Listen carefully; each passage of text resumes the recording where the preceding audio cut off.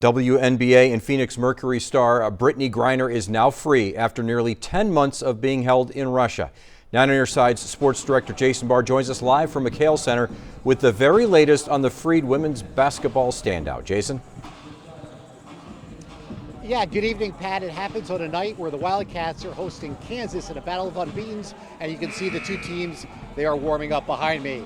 Well, BG, that's how she's affectionately known, Brittney Griner, and today, BG is free. It is thanks to a prisoner swap that happened here in Abu Dhabi. Take a look. As the Phoenix Mercury star is in red, Griner was detained back in February. It was for being found with drug paraphernalia at a Moscow airport. She was found guilty and sentenced to 9 years in prison and recently sent to a Russian penal colony. Well, she is now on her way to a medical facility in San Antonio. This morning, here is a picture of Griner's wife, Sherelle. A big smile with President Biden as she says her nightmare is over. After months of negotiation with Russia, Griner back on her way to the United States. Today, I'm just standing here overwhelmed with emotions, but the most important emotion that I have right now is just sincere gratitude for President Biden and his entire administration. Took a lot of negotiations and time that was filled with a lot of anxiety as well. Now, Arizona women's basketball, they'll hold a news conference following each game. So we'll hear from Adia Barnes tonight, but I just talked to senior Jade Lavelle, who told me that this morning she woke up to an unexpected, pleasant surprise. A lot of players relieved that this ordeal finally is now over. Here live at McHale Center, I'm Jason Barr, KGUN 9. Pat, back to you. All right, Jason, thank you. Turning now to the man who our country traded for Brittney Griner's safe return. His name is Viktor Bout, also known as the Merchant of Death. Bout is a Russian arms dealer accused of supplying arms to Al-Qaeda and the Taliban.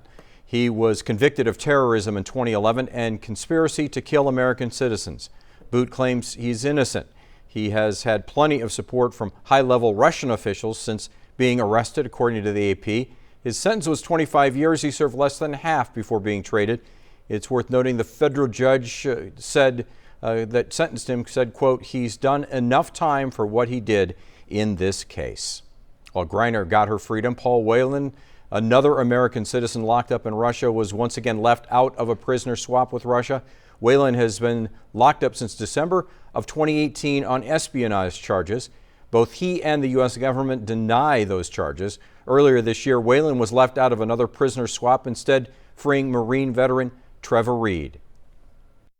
I'm happy that Brittney is going home today and that Trevor went home when he did. But I don't understand why I'm still sitting here. I think it's become clear that the U.S. doesn't have any concessions that the Russian government wants for Paul, and so I'm not really sure what the future holds. Sadly, for totally illegitimate reasons, Russia is treating Paul's case differently than Brittney's.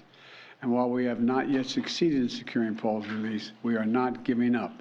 With Russia's refusal to consider releasing Whelan, his family supported the U.S. accepting what Russia called a one or none deal.